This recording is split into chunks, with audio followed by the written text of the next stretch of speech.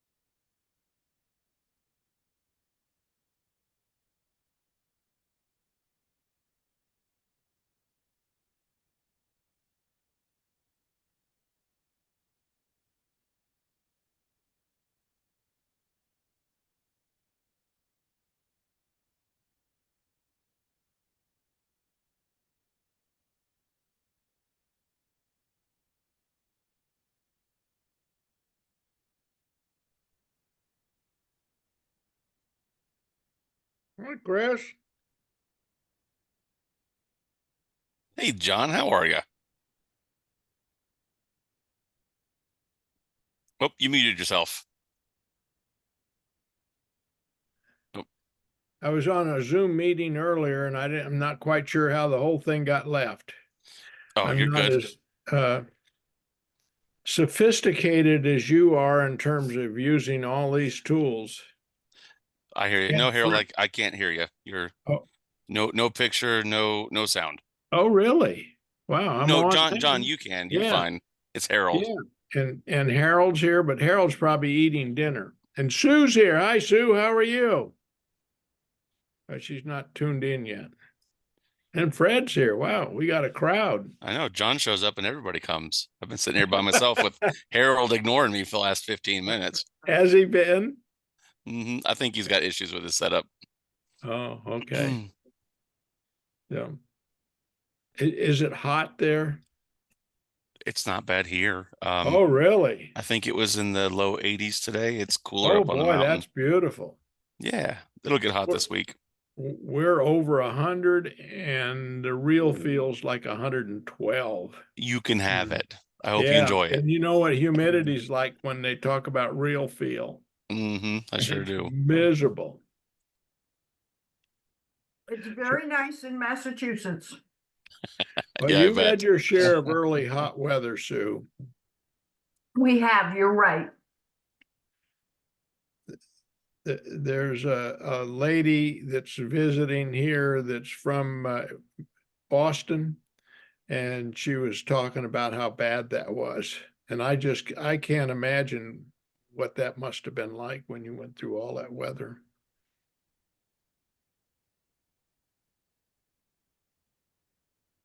I couldn't imagine living out there before air conditioning.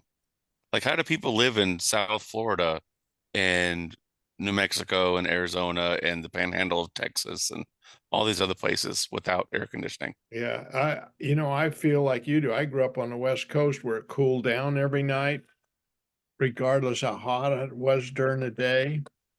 And when I lived in Seattle, we didn't even have window screens. There were no bugs. But anyway, if I live here 1,000 years, I'll never get used to the humidity. Yeah. I think that's true of everybody, John. Well, I lived in Denver for 7 years and we had no air conditioning there. I never needed it. Oh, The really? In Denver, humidity, no air conditioning? well, He Wow. had a swamp cooler. Okay. well, they have those Oh, and too, it's yeah. so high. It's so dry. When the humidity is 10%, 90 degrees is not all that uncomfortable. Mm-mm. No, we lived in Western Colorado for a year, and yeah, we had a swamp cooler. It worked great. Yeah. But you know what? People did it. I don't know how they did it.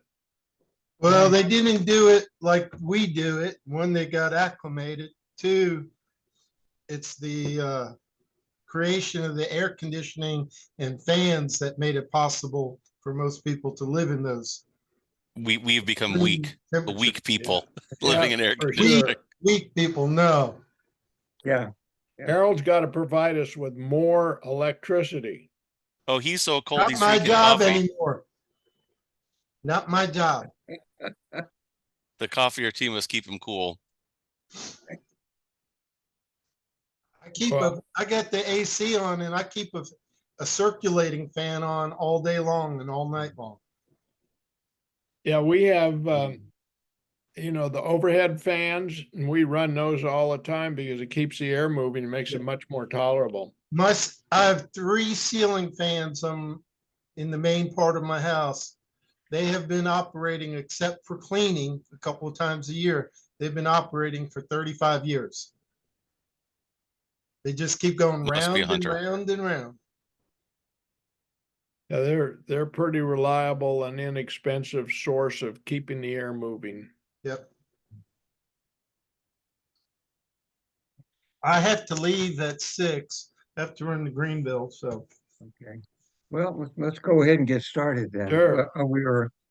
I think the last time we had gotten up to the end of World War One, when Britain received the mandate for Palestine, and of course that would the Balfour Declaration, that sentence was actually made part of the mandate, so it actually had legal, force behind it then.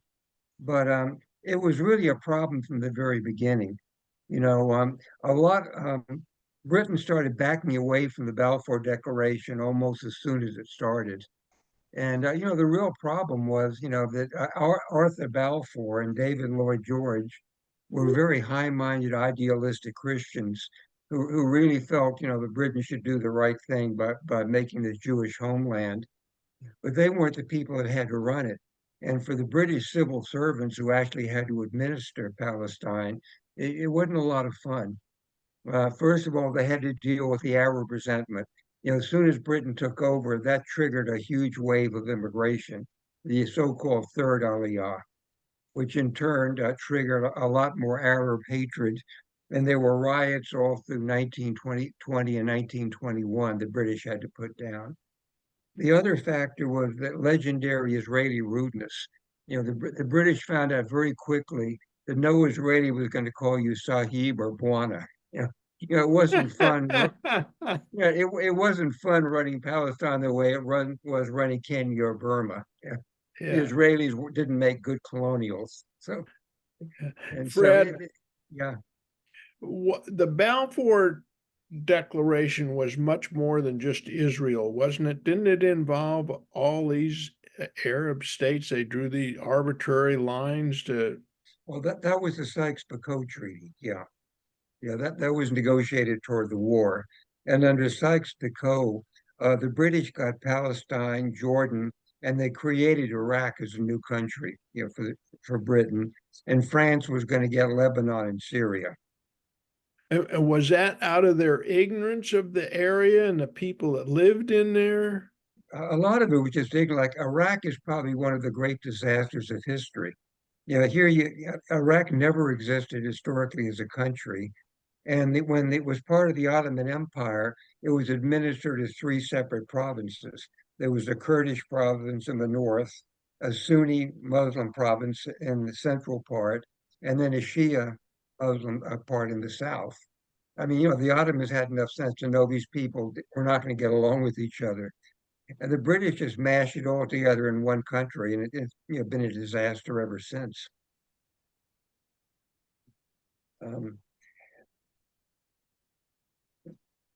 But during the 1920s, though, a lot of the institutions that were going to define modern Israel were established.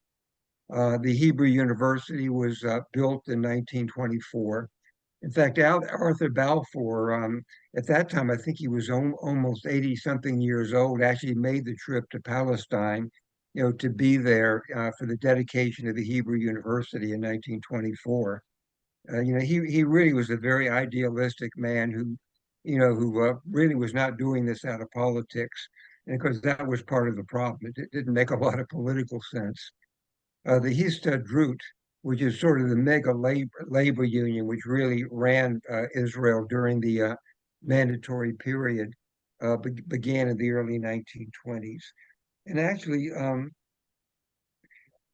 there was a period from about 1922 to 1928 when there was actually peace there. There were no major Arab uprisings, and the country really developed. In 1929, the violence started again. There were riots in Hebron and Jerusalem, and these were mainly mainly stirred up by a man named Hajj al-Husseini, who was the Grand Mufti of Jerusalem, who was a really deep anti-Semite and really wanted the Jews out. And he was really behind a lot of the Arab violence that began again in 1929. But it went on intermittently into the 30s. And by the mid-30s, the British realized this whole thing wasn't working. And that there had to be a better solution. So in 1936, a British commission called the Peel Commission arrived in Palestine. And the Peel Commission spent over a year traveling from one end of the country to the other, taking testimony from anybody who wanted to testify to them, Jews and Arabs, about what should be done with the Palestine mandate.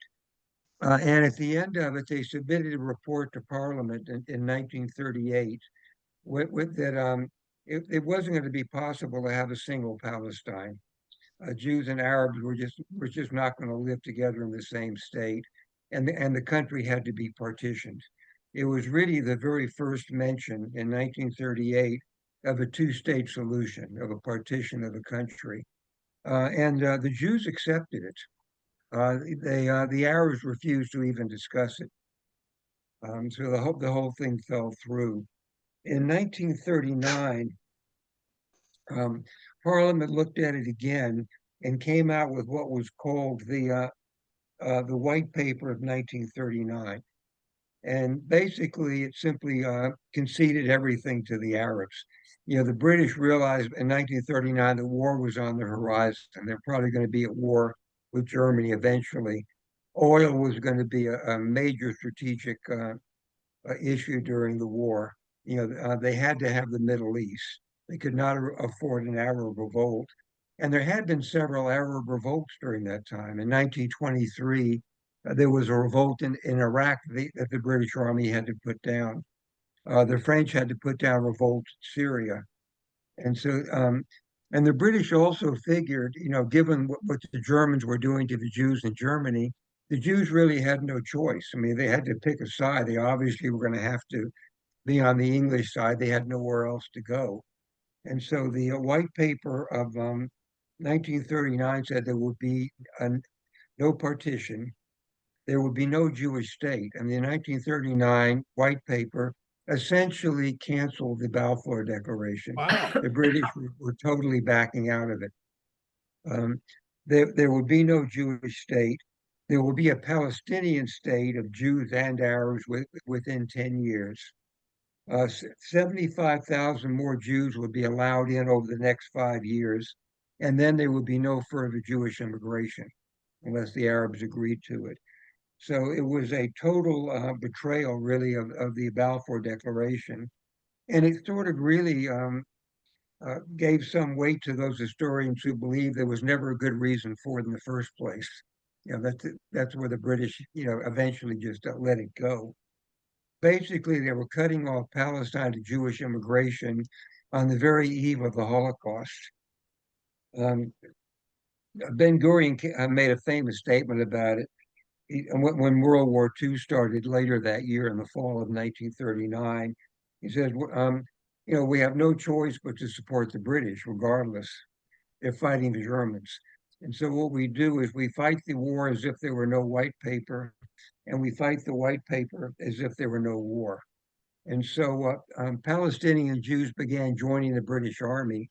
And actually, before World War II was over, there were over 18,000 Palestinian Jews had served in the British Army. There were two reasons behind this. Number one, there was a very good chance that the Nazis were going to reach the Middle East. Oil was a major issue for them also. It's the one war material that Germany really was very short of. And the German strategy was that they were going to take the Middle East in kind of a pincer movement. When they invaded Russia in 1941, the Southern Army Group in Russia would move across southern Russia, cross the Volga, then move down into the Caucasus and move into the Middle East through the Caucasus. At the same time, Rommel's Africa Corps would move east across North Africa, set up a base in Cairo, and move north into the Middle East. The main benefit was they would have the oil production of the Middle East. And the secondary benefit was the Jews there could all be either killed on the spot or else deported back to Europe, to the camps there. Fortunately, that they never made it.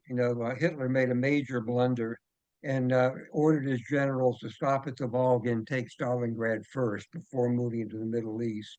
And of course, they never got past Stalingrad.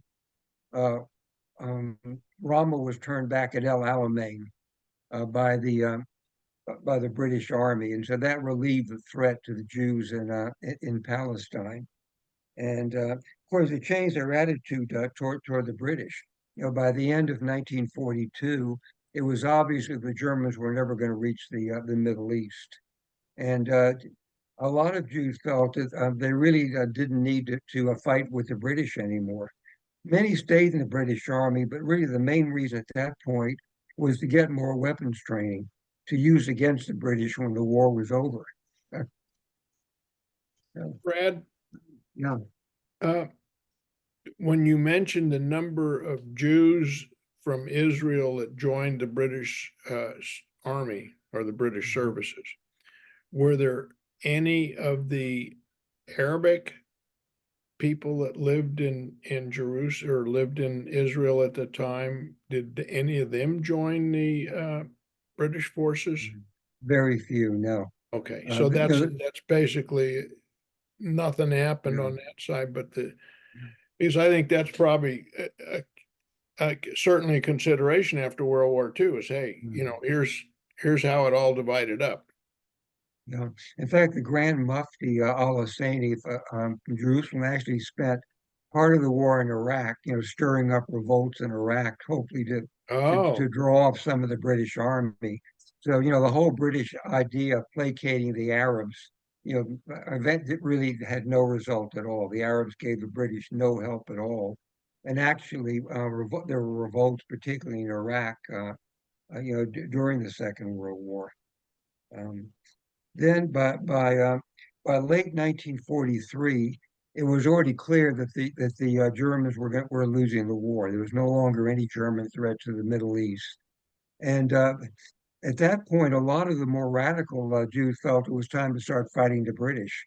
The British had cut off ships of Jewish refugees trying to get to Palestine, during the early years of the Second World War. And so terrorist activity against the British began. The regular Israeli would become the regular Israeli army, what was called the Haganah during that time, remained with the British. But there was a more radical part of the Haganah called the Irgun.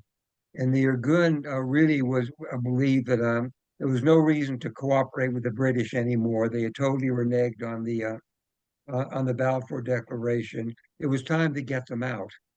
And so the Irgun, even before World War II was over, began attacking British soldiers in Palestine. David Ben-Gurion and the regular leadership of the Haganah tried to suppress it, but warfare against the British actually began even before the war was over. In fact, in 1942, Menachem Begin managed to get to Palestine and took over the leadership of the Irgun. That was really the beginning of his career in Israel. When the war ended in 1945, everybody was hoping, the white paper, would be scrapped at that point, and immigration could resume. And actually, Winston Churchill, who was the prime minister during the war, was very pro-Zionist. He really was a friend of Israel. The problem is, almost as soon as the war was over in the summer of 1945, there were new elections in Britain, and Churchill was out of office. And the new government that came in Britain in 1945, Clement Attlee, who was the foreign minister, was a man named Irwin Bevan. And Bevan was really a world-class anti-Semite. He really had a strong dislike for the Jews. And the British policy of not allowing any Jewish immigration into Palestine actually was continued, even after the war was over. Even with pressure from the United States, there were about 100,000 Holocaust survivors at the end of the war who were in displaced person camps in Europe, waiting to come to Palestine, and the British wouldn't allow it. Any ships that were caught, trying to get into Palestine were stopped by the British Navy, and the immigrants were taken to detention camps on Cyprus. In fact, one of the ironic twists was the British general who commanded the British troops that liberated the concentration camp at Bergen-Belsen in early 1945.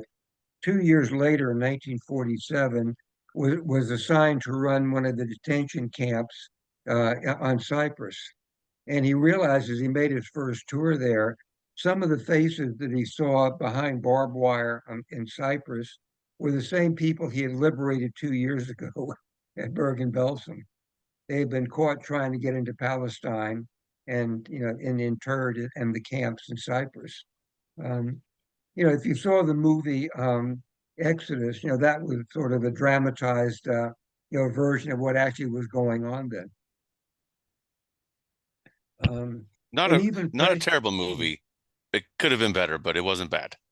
No, it wasn't bad, but it was kind of semi-fictional, but it was based on real events. There really was an exodus, and there were many other ships that didn't get to Palestine and were turned back and taken to Cyprus. Well, how many Jews were in Cyprus? Was there, hundreds of thousands? Not hundreds of thousands, but I can't give you an exact answer. I think there were at least 10,000, but I'm not really sure. I can't give you a definite answer on that. Yeah. These were people who were caught trying to enter, Palestine after the war, captured by the British Navy and deposited on Cyprus. Um, and again, even pressure from the United States. Harry Truman, tried to pressure the British government, to let those 100,000 refugees from New York in, and really, it really didn't work. Finally, in 1947, the British decided to ditch the whole thing, and they turned it over to the UN. They announced that they were ready to leave Palestine, and that the UN could decide, what was going to happen after that. And so in Wait, 1940, yeah, I just Googled it and they said between August 46 and February 49, over 52,000 Jews were taken off 39 boats. Wow. Mhm. Boy, that's an amazing number. yeah. And for a And small island like Cyprus, that's a lot of people. That's Yeah, that's beyond criminal. yeah. And it's not really clear why the British, did it. The Arabs had given them no support at all during the war. The only people that supported them were the Jews who joined the British Army, and yet they persisted in this policy, even with American pressure against it. It was really kind of strange. And I don't think it's very strange, Fred. They're very anti-Semitic. Well, you're right, they are. Yeah, that was a big part of it. Yeah. Unfortunately, Arthur Balfour was not a typical Englishman of his generation. He was really the exception, not the rule. but Um, prior to World War II, wasn't there a large Jewish population in England? yeah, there was. There I mean, definitely was. Yeah, and during the war, the British knew what was taking place, I'm sure. yeah, they did.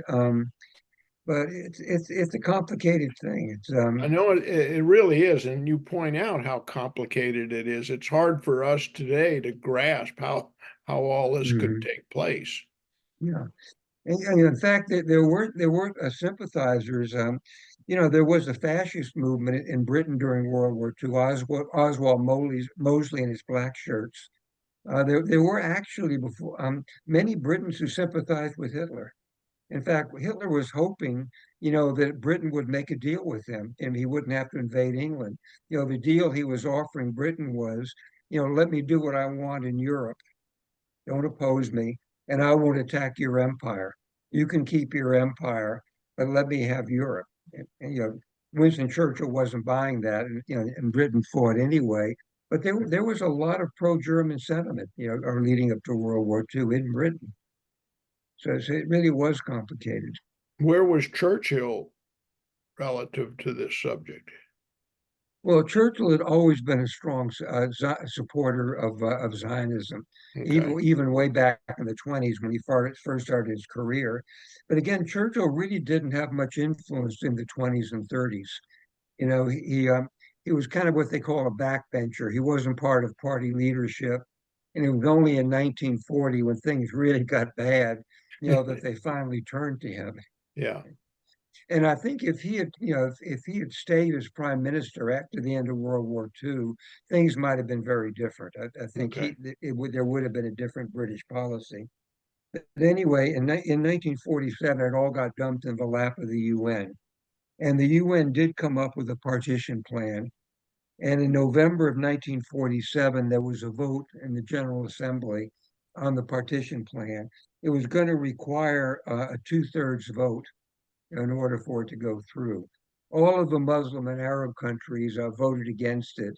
The United States managed to twist a lot of arms, particularly South American countries. They were dependent on the U.S. for aid to get them on its side. But that really was not enough. That did not give them two-thirds. One of the ironies of history is that what put them over the top was Joseph Stalin. Stalin decided that the Soviet Union would vote for partition. Hmm. And of course, the way he voted, that meant all the satellite nations, Czechoslovakia, Poland, Hungary, all these countries had to vote the same way. And that's what got the two-thirds that put it over the top. And again, this is one of these things that historians, have never been able to explain. Joe Stalin was a world-class anti-Semite. Life was miserable for Jews inside Stalin's Russia. And yet, for some reason, he voted to establish the state of Israel. One theory is that he really hated Churchill, and he was just doing it to spite the British. Nobody really knows for sure, why he did that. But that's what really made the difference. It finally passed 33-13, with the Russian votes being decided. Britain abstained, refused to vote one way or the other. Oh, really? Wow. Yeah. But And following Churchill wasn't in power when that took place, when that vote took exactly, place. and he was out of power from 1945. He didn't come back. He did come back into power, but I think it wasn't until the early 1950s Yeah, I that think the you're right. conservatives came back into power. Yeah. And of course, the British announced after this that on May 15th, 1948, they would completely withdraw from Palestine. Um, and until then, their army would only maintain a defensive stance. In actuality, what they were doing is turning over military assets to the Arabs. Mm. All the British fortified positions in Palestine were turned over to the Arabs. The best fighting force in the Middle East, actually, the best organized Arab fighting force, was the Jordanian Arab Legion, which was financed and equipped by the British and actually commanded by British officers. They were actually British officers who, after the war, resigned their commissions in the British Army and went to command the Arab Legion for the Jordanians. So, the British definitely tilted toward the Arabs, before they finally left. And fighting actually began immediately after the UN vote. Palestinian militias, began attacking kibbutzim, and the fighting actually began really well before the state was announced. Um, there was a very strong opposition, actually, in the United States, not to recognize the Jewish state. Even though Truman was originally inclined to do that, everyone in the State Department really was very much against it. In fact, General George Marshall, who was the Secretary of State at that time, even threatened to resign if Truman recognized a state of Israel. And there were two reasons probably. One is there was a lot of anti-Semitism in the State Department. But probably even more important, everybody knew the Arab nations surrounding Israel had announced that as soon as Israel became a state, the day that it legally became a state, they were going to wipe it off the map. Egypt, Jordan, Iraq, Syria, Lebanon were all getting ready to attack Israel. And the judgment of the American military was that Israel was not going to last. And it was going to be embarrassing for the United States to recognize a country that would not exist a few weeks or a few months later. Mm. Truman really went ahead with it anyway. And this actually was the last major service that Chaim Weizmann rendered to the Jewish state. It looked like Truman was going to give in to pressure from the military and the State Department and not recognize Israel when independence was declared. Um, the Abba Eban, who was Israel's ambassador to the United States and also its representative at the United Nations, telegraphed to Weizmann and told him what was happening and told him that he had to come to America right away to help out with this. And even though Weizmann then really was really not in good health, he was going blind and had a variety of other medical problems. Still, early in 1948, he came to America. Um, and actually, he learned that one of Truman's oldest friends, way before he got into politics, was a man named Eddie Jacobson. Back in Missouri, after World War I, he and Eddie Jacobson went into business together. They ran a men's clothing store, which eventually didn't do well and went bankrupt. They spent years paying off the debts, but they became close friends during this time. And as it happened, Truman's wife, Bess, hated Jews. and she would not allow Eddie Jacobson in their house. Truman was not allowed to invite him over for dinner. Wow. And he was always really embarrassed by that. And what Weitzman did was to somehow find Eddie Jacobson, get him to call Truman. And Eddie Jacobson was able to convince Truman to receive Weitzman at the White House. And during the interview there, it was Weitzman who was able to convince Truman to recognize the state of Israel. And it was kind of really, that was really the last major service that Weitzman rendered really to the state of Israel. You know, he began his career about almost 50 years before, you know, charming Arthur Balfour in London, and he ended it charming Harry Truman uh, in, in, in Washington. Truman went ahead and recognized the state of Israel in 1948, as soon as the state was declared. May 14th was Israel's Independence Day, as the day that independence was declared, and Truman recognized them immediately after that, you know, as a new independent state. Of course, as soon as that happened, you know, all five Arab countries immediately attacked Israel. Egypt, Jordan, Iraq, Syria, and Lebanon all sent their armies over the borders into Israel. Um, America actually adopted a neutral stance. You know, there was an American arms embargo that neither they would not sell arms either to Israel or to the Arabs, which badly hurt Israel, but didn't harm the Arabs, as they were being armed by the British, you know, during this time.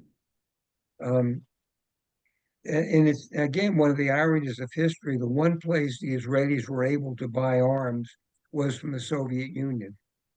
You know, Stalin actually authorized his agents to sell weapons to the Israelis using Czechoslovakia as a go-between. Wow. The original Israeli Air Force were Messerschmitts. You know, the Red Army had captured them in the last days of World War II and sold them to the Israelis through Czechoslovakia. And you know, the Israelis were actually using flying German Messerschmitts as few that they could Messerschmitts. get, and using Russian supplied weapons, you know, to fight with. If that's not ironic. It's really, really ironic. Um, and this went on. In fact, one of the nastier events that happened during that time was in late in May of 1948. There was a ship with weapons from France. France was willing to sell some weapons to Israel, and there was a ship called the Altalena that was loaded with weapons that headed for Israel. But when it docked there was a fight among the Jews themselves.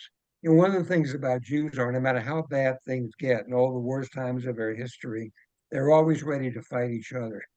It almost reminds you, you know, of the year 70 with the Roman army outside of Jerusalem and the Zealot factions were fighting each other while they were fighting the Romans. Yeah. But you know, this weapon transfer had been arranged by the Irgun. Menachem Begin had contacts in France. He managed to arrange this weapon sale. And when the ship docked in Haifa, though, you know, Ben Gurion said, you know, that these arms go to the regular army, to the Haganah. And then there was actually a fight over how much of the weapons the Irgun was going to get and how much of the weapons, you know, the Haganah was going to get. And and this is one thing David Ben Gurion was absolutely adamant about. You know, Menachem Begin was not going to be allowed to have his own militia. You know, the arms, you know, the Irgun was going to have to integrate itself into the regular Israeli army, and the arms would be distributed across the army. Begin refused, and Ben Gurion instructed the Haganah to fire on the Altalena. In the middle of all this is where Jews shooting at Jews. You know, a shell exploded on the deck of the Altalena. The ship began to sink.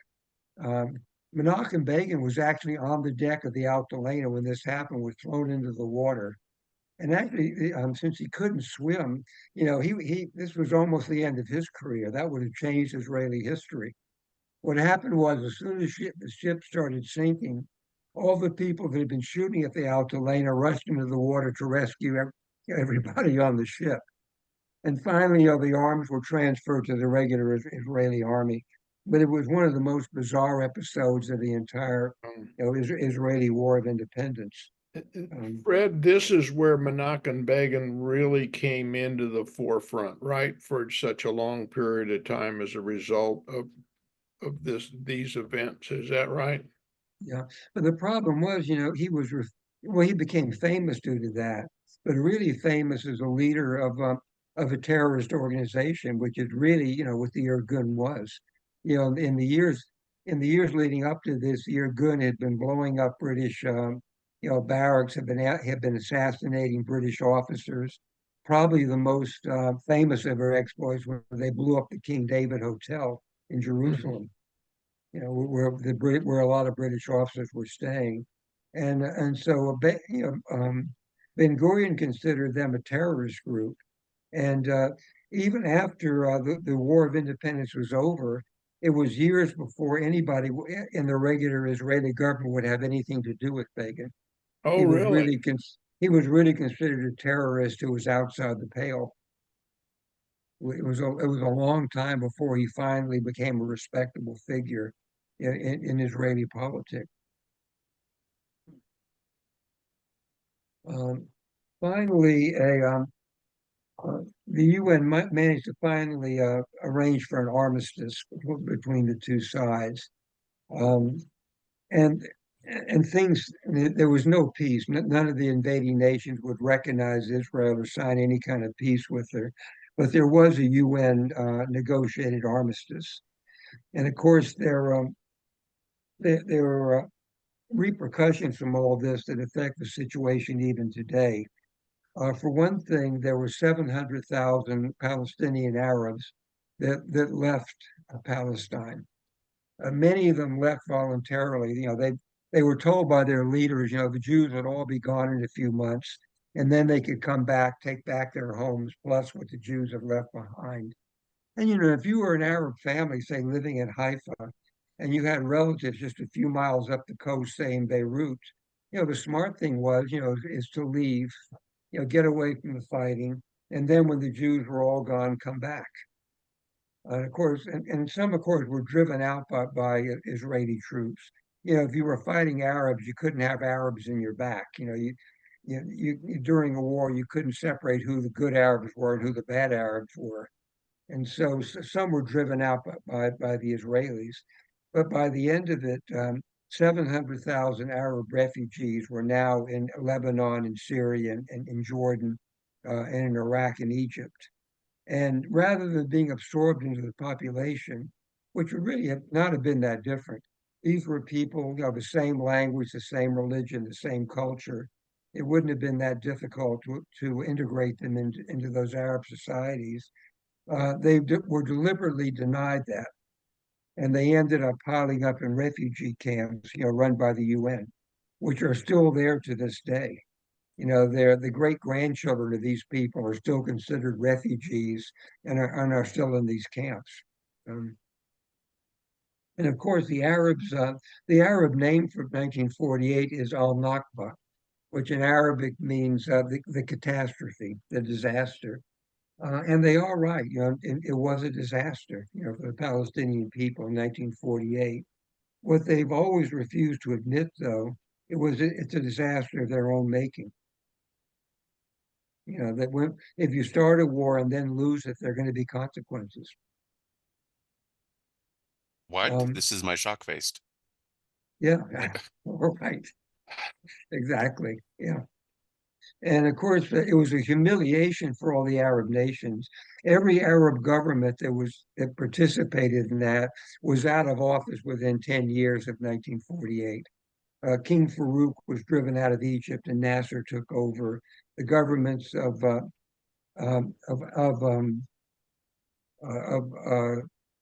Syria, of Iraq, and Lebanon were all gone within a few years after that.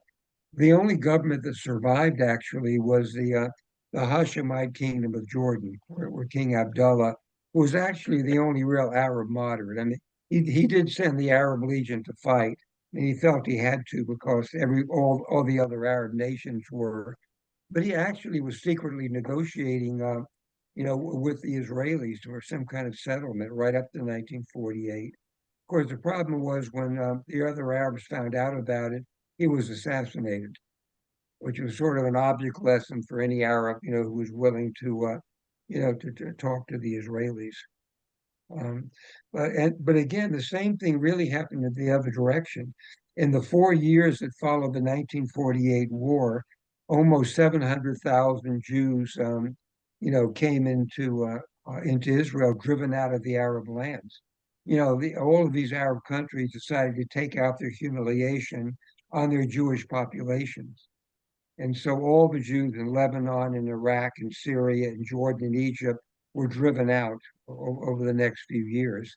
There were about 600,000 of them, plus 100,000 coming in from the detention camps in Cyprus and the displaced person camps in Europe. So what you had over the few years following 1948 was really just an enormous population exchange. 700,000 Arabs leaving Palestine, either voluntarily or driven out, 700,000 Jews coming into Palestine, into Israel. The difference was that Israel assimilated these Jews, although it really was pretty rough for a long time. Israel was overwhelmed, by this number. A lot of them, there was no housing for them. Many of them had to live in tent cities for months before housing could be found. And the Israelis, unfortunately, tended to favor their kind of Jews. And this was an Ashkenazi country, basically. It was founded by European Jews mainly up until 1948. And naturally, the people, they looked to first, they felt they had the first obligation to, were the Holocaust survivors. These are the people who were given, what housing there was and who were given preference. And it was the Jews, from North Africa, from Yemen, from all the other Arab countries, they were living in the tents for a long time. And it sparked a division in Israeli society that persisted for a very long time. The impression was that the Ashkenazi Jews took care of their own first, and the Sephardic and Mizrahi Jews were second-class citizens. Hmm. It took a long time for that to be settled in Israeli society. Fred, what about the Russian Jews that were migrating? Well, there really wasn't much Russian migration during that time. Oh, You know, really? once Stalin took over complete control of the Soviet Union, by the mid 1920s, nobody left Russia for any reason at all. Under Stalin, Russia was just a big outdoor prison. Hmm. Yeah, so the Russian Jews who had not migrated to Israel during the early days, before the Russian Revolution, were pretty much stuck there afterward. It wasn't until the Soviet Union finally collapsed in 1989 that the remaining Russian Jews could finally get out and come to Israel. Um, in January of 1949, Israel had its first elections. David Ben-Gurion's Labor Party, was the major party. Then it formed the first Israeli government with Ben-Gurion obviously as prime minister, and Chaim Weizmann was chosen as the Israel's first president, which in Israel really is sort of more or less a ceremonial office. Being president of Israel is like being Queen of England. It's a prestigious kind of office, but it has very little political power. Um, just to show you, though, how really mean Israeli politics could be, one of the things that Chaim Weizmann asked for is that he be allowed to sign the Israeli Declaration of Independence. And Ben-Gurion refused him. Ben-Gurion said only the people who were actually in Israel, during that time should be allowed to sign the Declaration of Independence. And it just, I don't know why Ben-Gurion did that. It was just really uncalled for. Other than maybe Theodore Herzl himself, nobody did more for the establishment of the Jewish state than Chaim Weizmann. It's just almost inexplicable why Ben Gurion would do something like that, but he did. Um,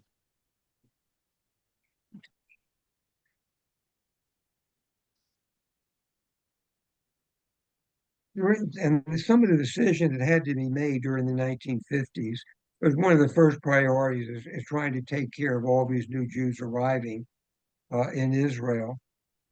There's actually a funny story that goes back to that time. I may have told it before. Israel was under tremendous economic strain during those first few years in the 50s. From 1948 to 1952, it doubled its population. Mm. And it was an enormous financial strain to take care of these people. And there's a story that one day there was a debate in the Knesset, and somebody got up and said, "I've got the answer. What we do is we declare war on America." He said, "It's not as crazy as it sounds." He said, "Look what happened in the war that just ended. America almost totally destroyed Germany and Japan, and then turned right around and poured billions of dollars of aid into them to build them up, better than before. So what we do is we declare war on the United States. It should be over pretty quickly. The Americans will come in, pour billions of dollars into rebuilding, and that's going to solve our problem." But then somebody got up and said, "Yeah, but what if we win?" So, So there was no, in the Marshall Plan, then there was no washover to Israel. no, there wasn't. But actually, Israelis looked at that and thought, wouldn't it be nice to have a Marshall Plan Yeah. for Israel? Although one thing that was a lot of help is that the Jewish community in America, in the wake of the Holocaust, after World War II, the Jewish community in America was now 99.9% Zionist, whereas before World War II, there was still a lot of division about it. But the sight during the 30s of Jewish refugees having nowhere to go, and then the Holocaust, even of the most anti-Zionist Americans had done 180 by the end of World War II. So the American Jewish community was solidly behind it now, and a lot of money came pouring in from American Jewish donors at this point. One of the decisions also that had to be made in the early 1950s, by then the Cold War was on. The world was dividing itself between, the Soviet Union and its followers, and the United States and its followers. And Israel had to decide, was it going to line up, with one bloc or the other? There were a lot of people in Israel actually who felt that Israel should stay neutral. And their example was India under Nehru. Once India got its independence from Britain, really about the same time Israel did. Nehru decided not to align with either side. India would follow a third way, and there were some in Israel who wanted that too. Um, but and there were some actually who felt maybe Israel should align with the Soviet Union. It was Stalin's vote that put them over the top at the UN in the partition resolution, and it was Stalin who sold them arms during their War of Independence. The problem is, by the early 50s, Stalin had changed his mind and was actually arming the Arabs. He was selling arms to Egypt and to Syria. And so that was one of the factors that pushed Israel over to the American side. The other was the American Jewish community. Here was the largest Jewish community in the world, which was in America, and this was going to be Israel's natural ally. Plus the fact, that the founders of the Jewish state were refugees from Russia. The reason these early Zionists left Russia in the first place in the late 19th and early 20th century was partly because how they were being treated in Russia. And so finally, Israel lined up with the United States, by the mid 1950s. The first official state visit of any Israeli diplomat to the White House, again, was Chaim Weizmann. Harry Truman invited him over as soon as Israel had declared independence. And Truman made America the very first nation to recognize them. And there's a story about that. Usually these kind of state meetings are very carefully choreographed. Everybody knows what they're going to say ahead of time, where to stand, what gifts are going to be exchanged. It's a very ceremonial occasion. And apparently Truman's people, had not really briefed him very well on this. And Weizmann walked into the Oval Office, and the gift that he brought for Truman was a Torah scroll. He walked in, he put this Torah scroll in Truman's arms. And Truman had not expected it, was thinking as fast as he could, and said, "Oh, thank you. I've always wanted one of these." Mhm. And actually, there's pictures of that. You may see it in some history books of Truman and Weitzman standing together, where Truman has his Torah scroll in his arms and this kind of bewildered smile on his face.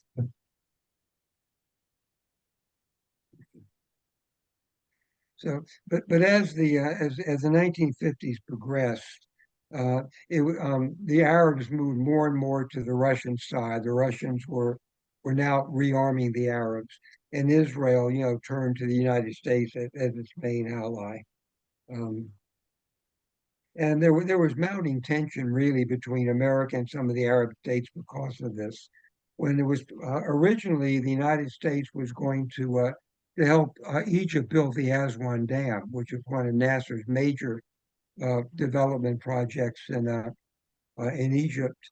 But when the Russians began supplying arms and technicians to Egypt, the United States actually cut off its aid to Egypt. Um, and basically, from then on, Egypt was an enemy of the United States and a strong Soviet ally. It was at that point also that Nasser nationalized the Suez Canal, and so that he could actually cut off access to anybody who Egypt was not really on good terms with. And this triggered probably the biggest Israeli disaster of the 1950s, known as the Suez disaster. The British were really worried about the Suez Canal. It was their main link to India and their possessions in East Africa. Um, Even though they were going to lose those in the following years anyway. And so England and France came up with this crazy idea that Israel should attack Egypt, should actually take the Sinai away from Egypt. And when Israeli troops got down to the Suez Canal, then Britain and France would intervene, with the excuse of separating the combatants, which would allow them, to take over the Suez Canal again. The whole thing was a crazy idea, but Israel, for some reason, went along with it. One of the incentives given is that France would become a major arms supplier for Israel. The United States in the 50s was really not sending that much armament to Israel. And actually, the Israeli Air Force in the 50s was mainly French Mystère jets. Um, it, um, but the whole thing turned out to be a total disaster. The Israelis held up their end of it. They actually took the Sinai, and Israeli troops penetrated all the way down to the Suez Canal. But the British and French were late arriving there. The Soviet Union threatened to intervene if the Israelis didn't withdraw from the Sinai. And President Eisenhower, who had not been briefed by the British and French ahead of time, was also angry about it. And so the Israelis were in the situation of having offended both great powers, and they had to withdraw from Sinai. The whole thing turned out to be a total disaster. Didn't that kind of push France and Britain to kind of like second, third tier status instead of being like world powers? They It were now did, kind yeah, of just sideliners. yeah, and um, and one of the reasons I think really there was so much animosity between Stalin and Churchill, which may have had something to do with what Stalin did, is even at the meetings they had during World War II, the meetings in Yalta and in Potsdam, and all these conferences where Roosevelt and Stalin and Churchill would get together to plan strategy in the war. It was obvious that by the time the war was over, that the Soviet Union and America were going to dominate the world. Britain was no longer going to be a first class power. After the devastation of the First World War and then the Second World War, the British were pretty much exhausted. it's really why they had to let their colonial empire go in the years after World War II. And Stalin used to kind of rub it in. He used to really haunt Churchill at these meetings, and so there was a deep personal hatred, I think, between Stalin and Churchill, and this might explain some of Stalin's actions after the war. Voting for the establishment of the Jewish state, which he knew the British didn't want, supplying arms to Israel against the British armed Arabs. A lot of this may have been personal animosity between Stalin and Churchill. Fred, Yeah. during the Potsdam meeting and Yalta and all of those, one of the things I recall reading, it seems that Churchill was really the strength of the West as they were dealing with Stalin, and that Roosevelt, because of his health, was not a strong, how should I say, proponent of what was taking place. Is that, you Yeah. think that might be I think that was how that partly that. conflict? Yeah. We did a fairly extensive study of the Yalta Conference, and the supposition is that Roosevelt was not his health. Roosevelt was willing to make concessions because he was very emphatic that the UN had to be established. And so he made some concessions that he might not have made under other circumstances in order to ensure the United Nations establishment. So I don't think his health was the issue. I think he had other priorities. Yeah. Understandably, he was that's very ill and died shortly thereafter, but I don't think that was the reason. Yeah. I think that's right. Compared to Churchill, Roosevelt tended to be kind of an idealist. He really thought the UN, was the answer to war. That this organization was really going to guarantee world peace, and he was willing to make concessions. Churchill, I think, was more of a realist. He realized that the rapprochement with Russia was just a temporary thing to get World War II done, and he, I think, had a much more hard-headed, pragmatic view of it. That once the Germans were defeated, Russia was not a natural ally of Britain or America. And he was looking ahead, to what became the Cold War, really. It was Churchill actually, coined the phrase Iron Curtain, early on then.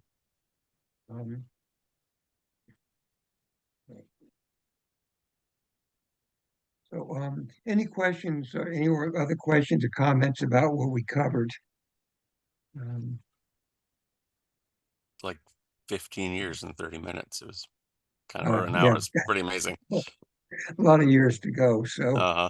well, I think we could stop here and we'll start with the 1960s maybe Okay. next week. Oh, Yeah. Yeah, that was sounds good. really a tremendously interesting time, that Mhm. whole formation the of 60s. Israel. And Yeah. Do you think that something like that could even happen today? Do you think the world has that kind of I don't know, that kind of chutzpah to actually do anything meaningful, and we're just stuck in just back patting and navel gazing? Yeah, you may be right. There are a lot of Jews, I think of my father's generation, who always thought the state of Israel was just a miracle. Hmm. It was so unlikely for it to happen even then, and so unlikely for it to survive. I think the problem we are having with the younger generation of Jews is, that when if you were born in the 1980s or the 1990s, Israel was always there. Hmm. There was always a strong military, strong economy. History starts when you're born. And they can't really realize, what a miracle it was when Israel came into being in 1948. Hmm. Most of them have all they see, if you, on these college campuses is the poor oppressed Palestinians, yeah, and they're totally ignorant of how things got that way. Right.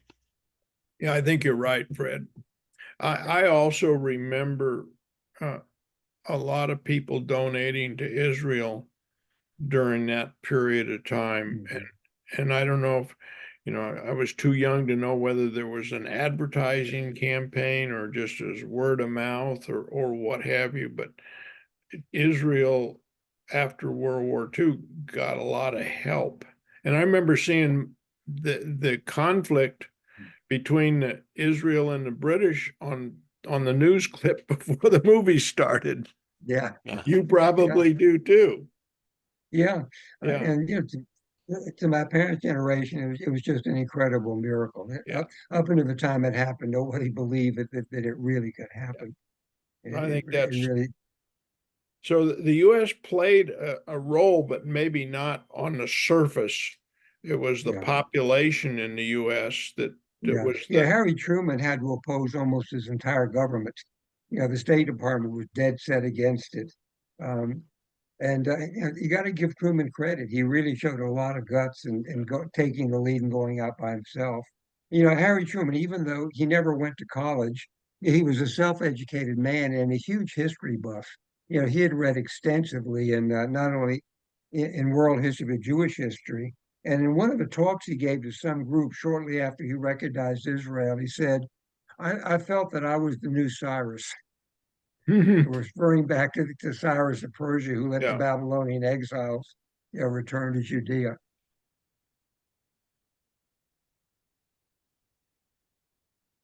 Well, Okay, thank good. you, Fred. You all Thanks, Okay. Fred. have a Next great week 4th on of to July and a safe one. Yeah. you guys too. Yeah. See ya.